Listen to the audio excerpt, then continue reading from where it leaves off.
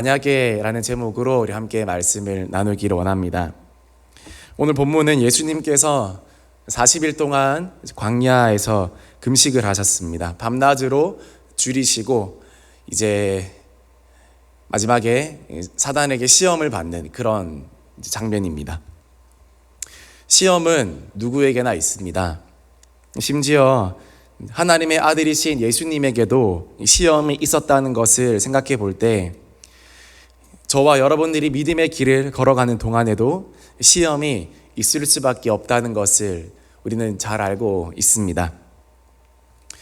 그러나 우리에게 있어서 문제는 시험이 있는 것이 문제가 아니라 이 시험을, 내 앞에 당면한 이 시험을 어떻게 통과해 나가느냐, 이 시험을 어떻게 치르느냐, 그것이 아마 문제일 것입니다. 만약 시험을 피하고 싶으면 인생을 포기하는 것 말고는 사실은 방법이 없습니다. 왜냐하면 우리의 인생은, 또 우리의 삶은 시험의 연속이기 때문에 그렇습니다. 그러나 그럴 수 없습니다. 우리가 시험이 싫다고 우리의 인생을 내려놓거나 또는 포기할 수 없는 것입니다. 그렇다면 이 시험을 잘 통과하는 것이 저와 여러분들의 목적이고 우리가 해야 될 일입니다.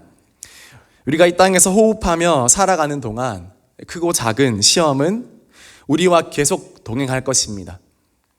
그래서 때로는 시험은 우리의 적이 아니라 친구 삼아 가야 할 존재인지도 모르겠습니다. 시험을 친구 삼아 동행하고 시험을 밀어내고 시험을 피하고 시험을 적대시하는 게 아니라 이 시험을 통해 내가 배우고 성장하고 자라가기를 소망하는 것이 저와 여러분들에게 더 유익하지 않을까 그렇게 생각합니다. 시험은 힘들고 어렵지만 이 시험을 잘 통과하면 큰 영광과 큰 승리를 얻겠다고 그렇게 말씀하십니다. 큰 성장이 있습니다.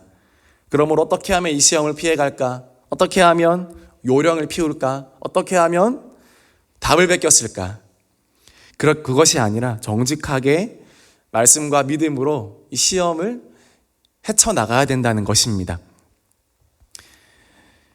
이 시험을 잘 통과하면 전과는 비교할 수 없는 많은 유익들을 저와 여러분들이 경험을 할 수 있는데요. 그렇다면 먼저 시험을 통해서 우리가 얻는 유익이 있습니다. 첫 번째로 시험을 통해 얻는 유익입니다. 작은 첫 번째로 성장입니다. 시험은 우리에게 성장을 가져다 줍니다. 시험을 준비하고 그리고 시험을 치르는 동안에 우리는 자라나게 됩니다. 그리고 시험을 통해서 우리가 깨닫게 되는 것은 나의 가장 연약한 부분, 내가 제일 몰랐던 부분을 우리는 경험하게 됩니다. 시험을 잘 치르는 친구들의 공통점은 오답 정리를 잘한다는 것입니다. 오답 노트를 잘 정리한다는 것입니다. 지난번에 했던 실수를 반복하지 않기 위해서. 대부분의 점수는, 성적은 내가 몰라서 틀리는 것이기도 하지만 좀 많은 실수, 내가 가장 연약하고 가장 빈 곳, 그곳에서 내 모든 것이 발가벗겨지기 마련입니다. 우리의 인격과 실력과 인생을 보는 눈이 시험을 통해서 보게 됩니다. 아, 내가 이런 부분이 약하구나, 이런 부분이 정말 나에게 빈틈이었구나. 시험이 아니면 알 수 없습니다. 시험이 아니면 알 수가 없습니다. 시험이라는 그 종이를 받아들고 내가 직접 문제를 풀어보면 내가 뭘 알고 뭘 모르는지 알기 때문에 결과적으로 우리가 시험을 잘 치르고 나면 성장하게 됩니다. 자라나게 됩니다. 그리고 잘 알게 됩니다. 그리고 이전과는 같은 실수를 반복하지 않게 됩니다. 그래서 시험은 우리에게 성장을 가져다 주는 것이고 그것이 시험의 유익이라는 것입니다. 시험의 유익은 두 번째로 증명입니다.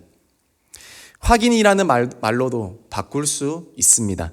시험은 우리가 어떤 사람인지 증명해 줍니다. 시험을 치고 나면 증명서 같은 것도 발급되지 않습니까? 무면허 운전이 왜 안 됩니까? 우리 혹시 성도님들 무면허 운전하고 계시는 성도님 계신가요? 그러면 안 되는데, 왜냐하면 증명되지 않았기 때문에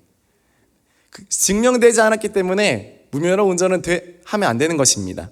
아무리 운전을 잘해도, 아무리 내가 운전을 하고 운전대만 잡으면 알고 기어도 면허시험장 가서 면허시험을 치르지 못했고 그 면허증을 따지 못했다면 우리는 불법 환자가 되고 증명할 수 없는 그런 위험한 사람이 되는 것입니다. 무면허 의사가 왜 위험합니까? 아무리 개인적으로 독학을 해서 사람을 잘 다루고 잘 꼬매고 잘 고치고 잘 잘라내어도 증명할 수 없기 때문에, 그 사람의 의사로서의 실력을 자기 본인 말고는 아무도 그 사람의 실력을 증명해 줄 수 있는 길이 없기 때문에 그 사람은 위험한 사람입니다. 그러나 시험을 잘 치르고 객관적으로 증명이 된 사람은 누구나 인정하게 됩니다. 그리고 누구나 신뢰할 수 있게 됩니다. 그래서 시험은 어떤 사람을 객관적으로 증명해 주기 때문에 가장 효과적인 그런 방법이라는 것입니다. 아브라함은 시험을 통해서 증명받은 하나님의 사람이었습니다. 아브라함이 아무런 증명 없이, 아브라함이 아무런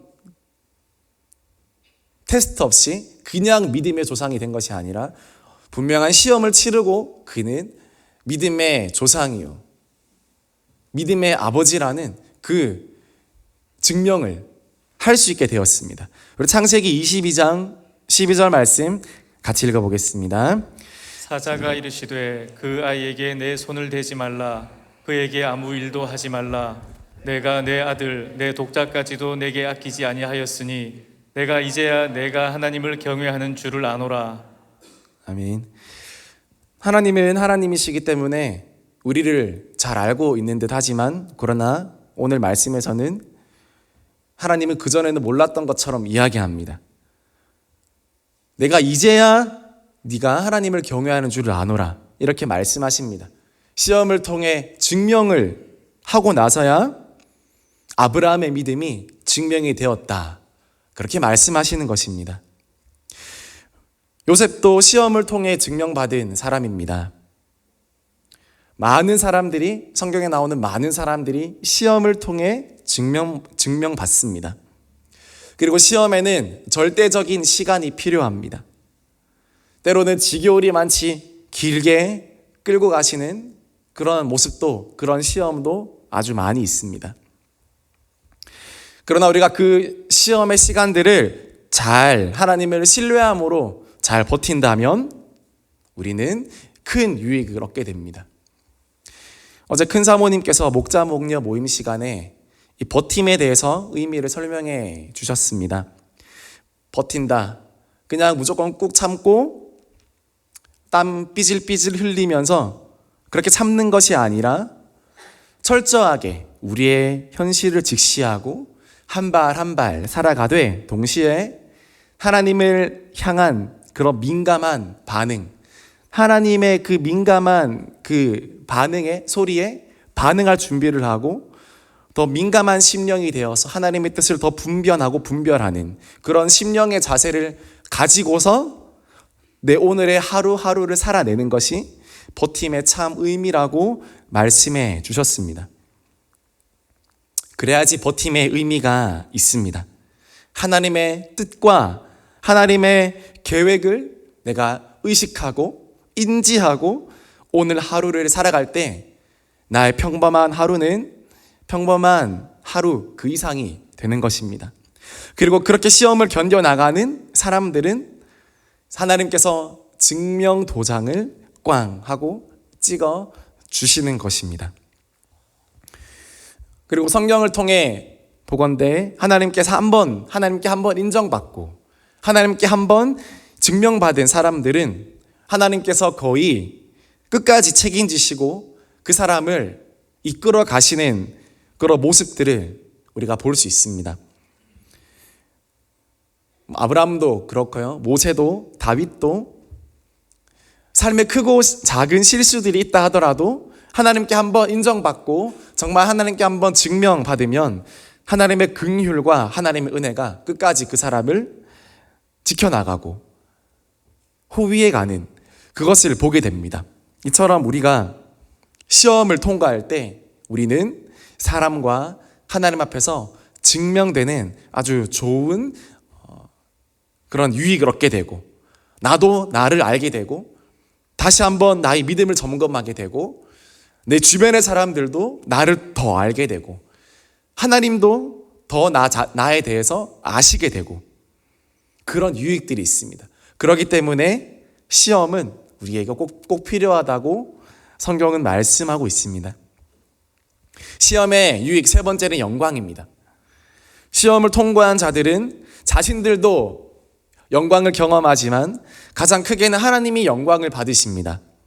욥이 그 어려운 고난의 시험을 통과했을 때 하나님께서 욥을 통해서 가장 많이 영광을 받으셨던 것처럼 저와 여러분들도 우리의 시험을 잘 통과하면 그 어려움과 고난 가운데서도 시험을 잘 통과한 하나님의 자랑거리가 되는 것입니다. 하나님의 그런 자랑스러운 자녀들이 되는 것입니다.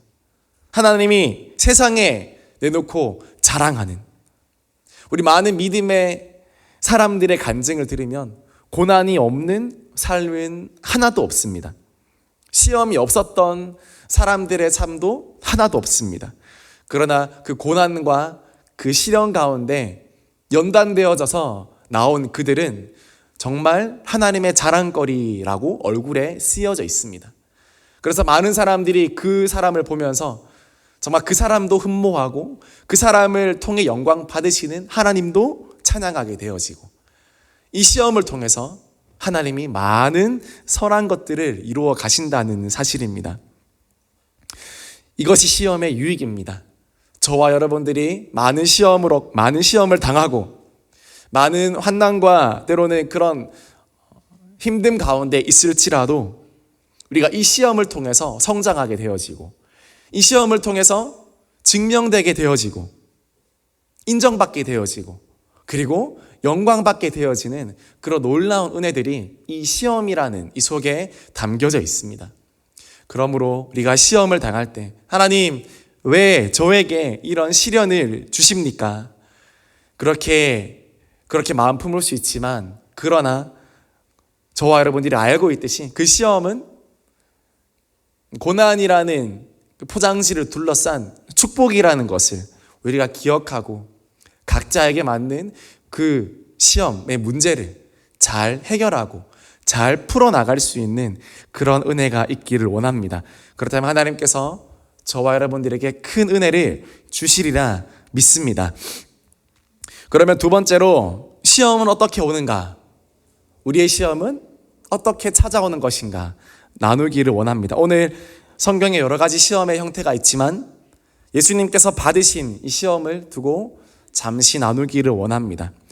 오늘 말씀에 보면 사단이 예수님을 시험하면서 했던 공통된 단어가 있습니다. 그것은 바로 만약입니다. 만약, 만일, 만약에 이겁니다. 영어 성경에서는 if, 만약에, 만일 이렇게 사단이 예수님에게 이야기합니다. 예수님을 3번 시험하는데 이 3번 다 만약에 라는 말을 붙여서 예수님을 시험합니다. 마태복음 4장 3절에 시험한 자가 예수께 나와서 이르되 내가 만일 하나님의 아들이거든. 마태복음 4장 6절에 이르되 내가 만일 하나님의 아들이거든 뛰어내리라. 마태복음 4장 9절에 만약에 네가 내게 엎드려 경배하면, 이렇게 사단이 이야기하고 있습니다. 그렇다면 작은 1번, 만약에 너가 하나님의 자녀라면, 이렇게 시험합니다. 사단의 3가지 질문 중에 2가지, 첫 번째, 두 번째 질문은 네가 만일 하나님의 아들이거든, 이것입니다. 우리 신앙의 가장 중요한 하나님의 자녀됨에 대해서 의구심을 품게 하는 것입니다. 사실 누구보다 예수님은 하나님의 아들이시지 않습니까? 예수님도 본인께서 하나님의 아들이라는 걸 누구보다 잘 알고 있지 않겠습니까? 그런 그분에게도 사단이 하나님의 자녀인가 아닌가에 대해서 시험하려 들었다면 저와 여러분들은 사단이 얼마나 더 자주 이 부분에 대해서 시험하려고 하고 이 부분의 이 본질에 대해서 흐리게 하려고 하겠습니까?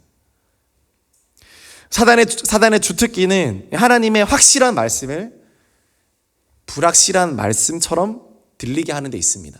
하나님의 확실한 말씀을 애매모호하게 만들고 흐릿하게 만드는 데 있습니다. 우리가 믿음을 가지지 못하도록 우리의 믿음에 만약에 라는 그런 작은 의구심을 우리 마음에 들게 합니다. 그래서 믿음의 여지를 남겨두게 합니다. 그렇지, 만약에 하나님이 그렇게 하시지 않는다면, 만약에 나에게 그런 일이 일어나지 않는다면, 만약에 하나님의 뜻이 아니라면 등등 우리 삶 가운데 하나님을 향한 온전한 신뢰, 그리고 내가 모르는 부분들은 100% 맡겨야 함에도 불구하고 그것을 나의 영역으로 당겨오는 것이 바로 만약이라는 이 단어 안에 함축된 의미입니다. 내가 건드릴 수 없고 내가 함부로 판단할 수 없고 내가 컨트롤할 수도 없는 영역은 바로 만약이라는 부분인데, 그 부분은 우리가 온전히 하나님께 신뢰하고 맡겨드려야 할 부분이고 눈을 감고 때로도 몸을 던져야 하는 영역임에도 불구하고 만약에라는 그 말을 함으로써 그 영역을 하나님의 주권을 나의 영역으로 가지고 와서 나의 주권으로 해석하려 하고, 그리고 나의 해석과 맞지 않으면 의심하려 들려 하고 하나님께 불평할 준비를 하게끔 만드는 그 말이 바로 만약에라는 그 말입니다. 물을 많이 가두고 있는 큰 댐은 한 번에 무너지지 않습니다. 작은 틈과 작은 구멍이 생겨서 그 사이로 균열이 일어나고 결국 조금씩 흙이 떨어져 나가고 물이 새어져 나갈 때 견고한 댐도 어느 날 속절없이 무너져 버리는 것입니다. 우리도 마찬가지입니다. 틈을 내어주고 사단의 생각에, 만약이라는 그 생각에 100%의 믿음이 아니라 여지를 남겨두는 믿음에 우리가 동조하는 순간 우리의 믿음은 생명력을 잃어버리게 되고 뒤로 후퇴하게 되어버리고 고민하게 되어지고 저울을 재기 시작하고 하나님에 대해서 의심하게 됩니다. 그리고 이때까지 내가 보지 못했던 배고픈 상황들이 눈에 보이게 됩니다. 내가 정말 하나님의 자녀였다면, 내가 정말 하나님의 사랑받는 자녀였다면, 맞아, 하나님이 나에게 이런 배고픈 상황을 허락하시지 않으셨을 텐데, 나에게 떡을 주셨을 텐데, 나를 이 황량한 광야에 홀로 두시지 않으셨을 텐데, 그렇게 생각하게 되는 것입니다. 만약이라는 질문을 품기 전까지는 그런 생각이 없었지만 만약이라는 질문이 내 머릿속에 드는 순간, 맞아, 만약에 내가 진짜 하나님의 자녀고 하나님께서 나를 진짜 사랑하셨다면 내가 이렇게 배고픈 상황에 나를 두시지 않겠지, 떡을 주셨겠지. 그런데 사방에는 뭡니까? 광야에는 돌밖에 없습니다. 돌밖에 없습니다. 그 돌덩어리 하나하나가 다 나를 향한 하나님의 무관심처럼 보이는 것입니다. 떡 하나 없고 물 하나 없는 이 광야가 나를 향한 하나님의 무관심처럼 보여지게 되는 것입니다. 하나님과 독대하던 광야, 연단받던 광야, 하나님과 은밀하게 만날 수 있었던, 나를 유일하게 훈련시킬 수 있었던 그 연단의 장소, 특별한 장소 광야는 더 이상 하나님이 나를 특별하게 여기시고 나를 훈련시키시고 나에게 집중하신다는 증거로서의 땅이 아니라 광야와 함께 내가 버려졌구나 라고 생각하는 그런 믿음의 후퇴로 나아간다는 것입니다. 하나님의 사랑 없음을 나타내는 증거로 그 광야 땅이 보여지게 된다는 것입니다. 우리가 만약이라는 여지를 남겨두게 되면 하나님을 100% 신뢰하지 못하고 사단이 말하는, 그래 만약에 근데 네가 이렇게 된다면, 만약에 하나님이 너의 이것들을 이루어 주시지 않는다면, 우리는 이렇게 의심의 꼬리를 물고 하나님에 대해 의심하게 되고 하나님의 뜻도 결국은 발견하지 못하게 됩니다. 예수님은 평생에 걸쳐서 하나님의 자녀됨에 대해서 의심을 많이 받았습니다. 대부분의 사람들이 예수님에게 이렇게 말했습니다. 너가 요셉과 마리아의 아들인데 왜 하나님의 아들이라고 말하는 거냐? 라고 예수님께 늘 따졌습니다. 신성모독하지 말라고 늘 예수님께 호통쳤습니다. 너는 요셉과 마리아의 아들이지 하나님의 아들이 아니야 라고 그렇게 예수님께 말했습니다. 오늘 많은 사람들도 여러분에게 그렇게 말할지도 모릅니다. 당신은 하나님의 자녀가 아닙니다. 내가 당신이 어떤 사람인지 알고 있는데 당신이 어떻게 하나님의 자녀입니까? 신성모독입니다 라고 그렇게 여러분에게 이야기하지 않겠습니까? 또는 세상이 교회에게 그렇게 이야기할 수도 있습니다. 너희가 무슨 하나님의 교회냐?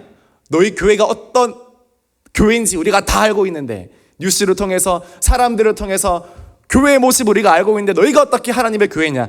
하나님의 교회라고 말하지 말아라. 그렇게 말 들을 때 여러분 어떻게 반응하시겠습니까? 동조하시겠습니까? 이 시험스러운 질문은 예수님의 십자가 앞까지 쫓아가게 됩니다.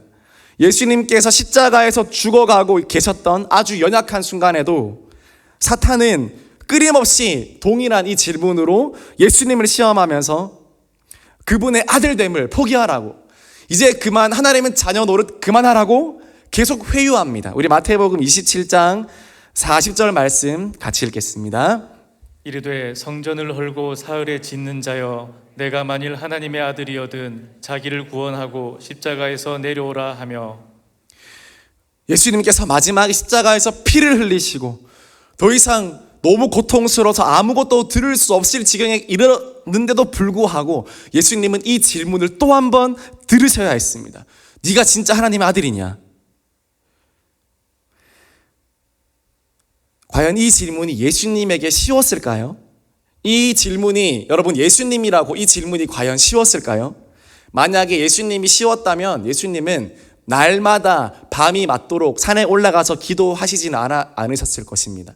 예수님이 이 땅에서 살아왔던 모든 삶과 또 모든 것들이 예수님께는 다 쉬운 것이었다면 예수님은 기도하시지 않았을 겁니다.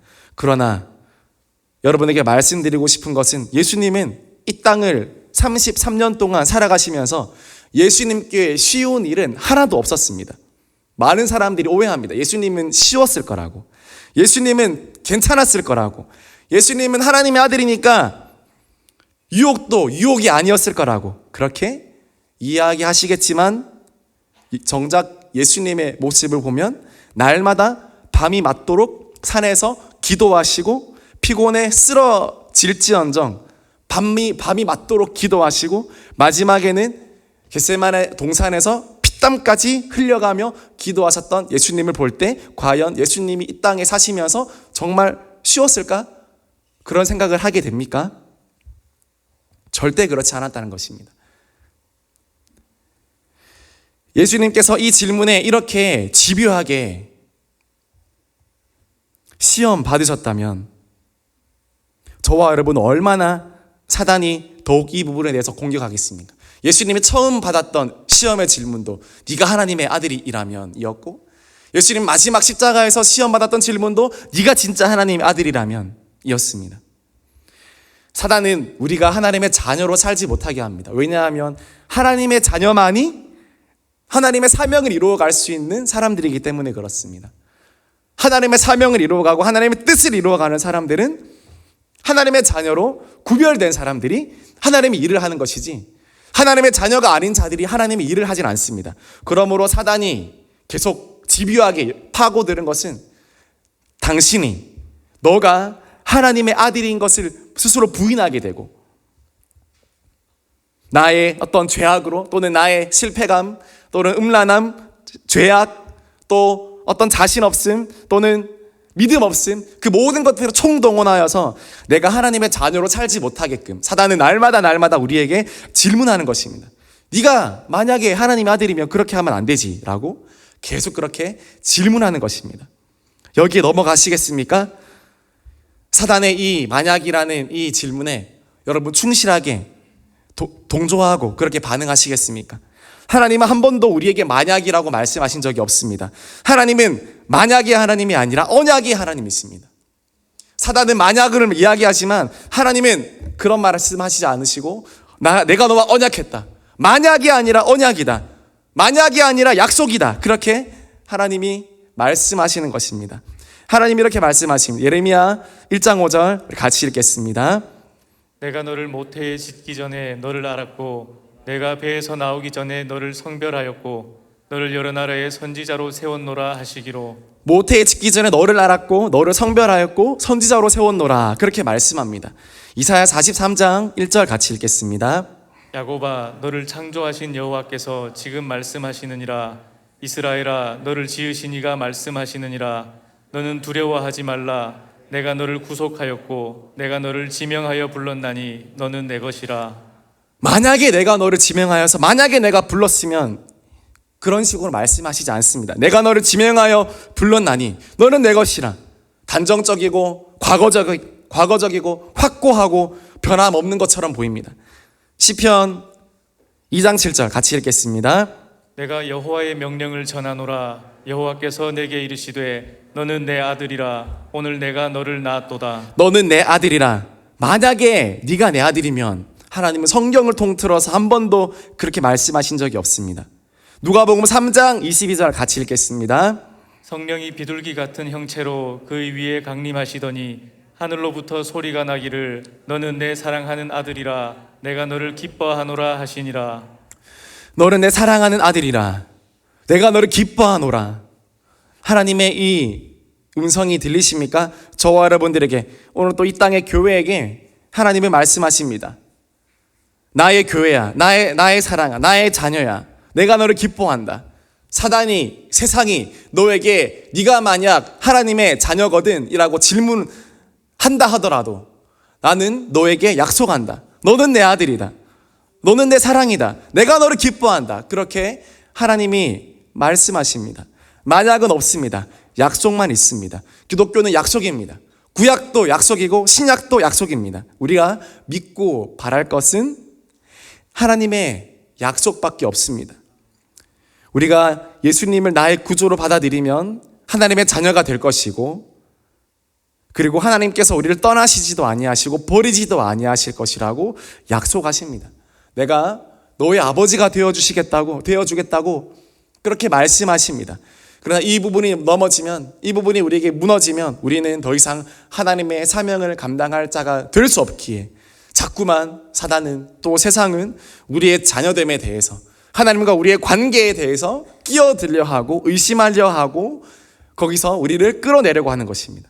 그러나 절대 이것을 놓치지 아니하고 하나님과 나의 그 관계를 더욱더 약속 위에 근거하셔서 굳건하게 세우시고 이 약속의 말씀을 놓치지 않는 저와 여러분들이 되기를 주님의 이름으로 축복합니다. 두 번째로, 만약에 내게 엎드려 경배하면, 이렇게 말했습니다. 사단의 마지막 유혹입니다. 만약에 내게 엎드려 경배하면 내가 천하 만국과 그 영광을 너에게 주겠노라. 그렇게 사단은 속삭이는 것입니다. 우리의 선택은 두 가지입니다. 하나님을 경배할 것인가, 세상을 경배할 것인가. 사단은 끊임없이 세상의 부귀와 명예를 보여주면서 세상을 경배하는 길로 따라오라고 합니다. 그리고 너가 만약에 하나님을 섬기는 것에서 한 발자국만 물러나면 엄청난 보상을 주겠다고 그렇게 이야기합니다. 예수님이 지금 서 있는 이 시점을 생각해 보십시오. 예수님은 이제 앞으로 3년이라는 시간을 정말 밀도 있게 살아내셔야 하는 그런 순간에 와 있습니다. 사명의 길, 십자가의 길, 또 때로는 고난의 길을 시작하는 그 출발선상에 서 있습니다. 그 출발선상에서 사단이 아주 매혹적인 미끼를 던지는 것입니다. 십자가 없는 영광이 있어, 이렇게 말하는 겁니다. 십자가 없는 영광이 있어. 너의 삶을 대가로 지불하지 않아도 얻을 수 있는 축복이 있어, 그렇게 말하는 것입니다. 네가 앞으로 3년 동안 얼마나 더 고생해야 되고, 얼마나 더 배신당해야 되고, 피땀 흘려야 되고, 네가 3년 동안 공들여서 쌓은 모든 탑이 순식간에 무너질 텐데 그 힘든 길을 가겠냐고. 그러지 말고 그냥 타협하고 양보하면 네가 3년 동안 죽을 고생하고 뭘 얻어낼 필요가 없고 지금 당장 영광을 얻을 수 있노라고. 지금 당장 십자가 없는 영광이 있다고. 인생을 어렵게 살아가지 말라고. 고집 부리지 말라고. 그렇게 사단은 예수님에게 유혹하고 있는 것입니다. 저와 여러분들에게 이런 유혹은 없습니까? 만약에 네가 나를 경배하면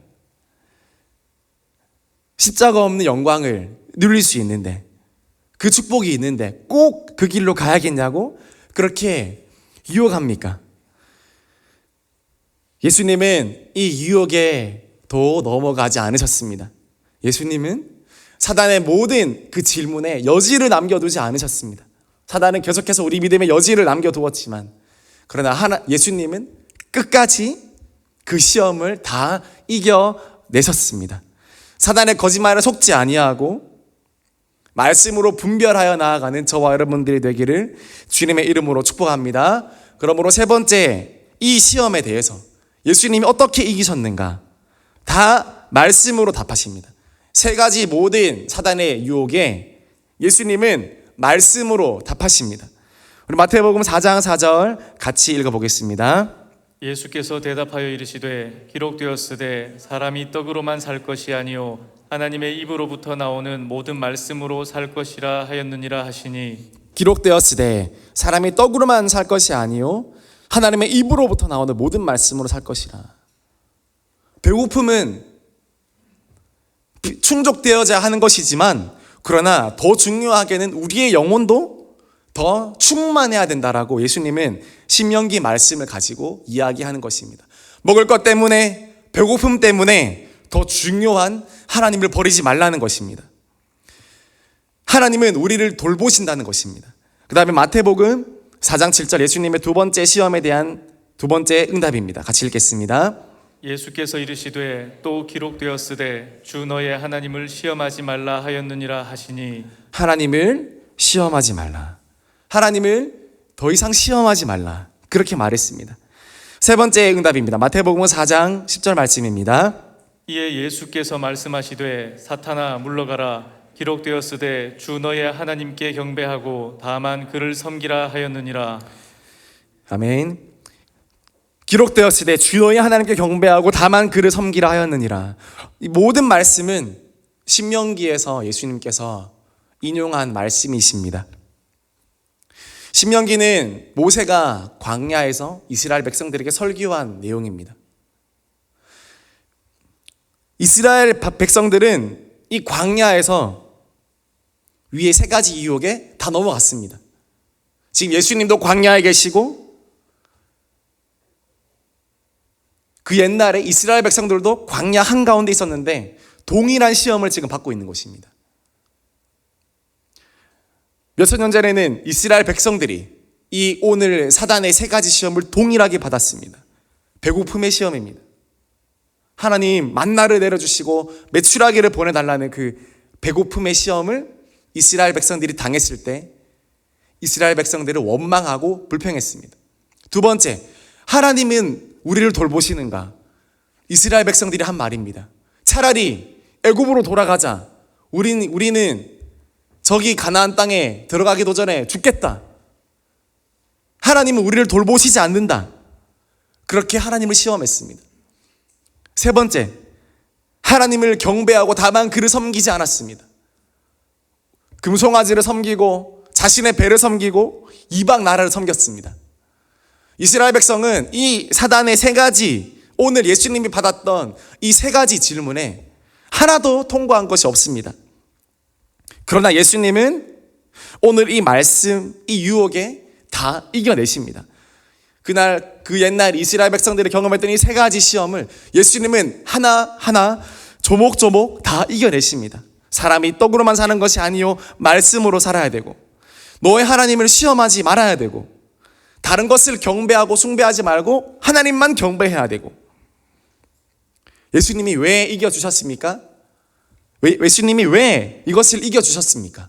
바로 저와 여러분들을 위해서입니다. 왜냐하면 저와 여러분은 예수님과 함께 출애굽한 하나님의 교회들이기 때문입니다.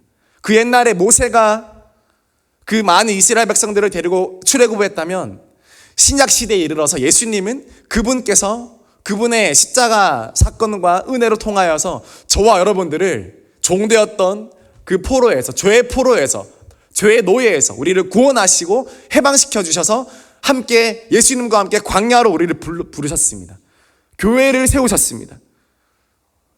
세상에서 부름받은 자들로 우리를 광야로 내모셨습니다. 그때 오는 유혹이 바로 이 유혹인데 예수님은 다 이기셨습니다. 예수님의 본을 따르라고 이스라엘 백성처럼 동일하게 배고픔의 시험에 또 하나님을 시험하는 시험에 그리고 우상 숭배의 시험에 넘어가지 말라고 예수님의 본을 따르라고 예수님께서 이 모든 시험을 친히 말씀으로 이겨주신 것입니다.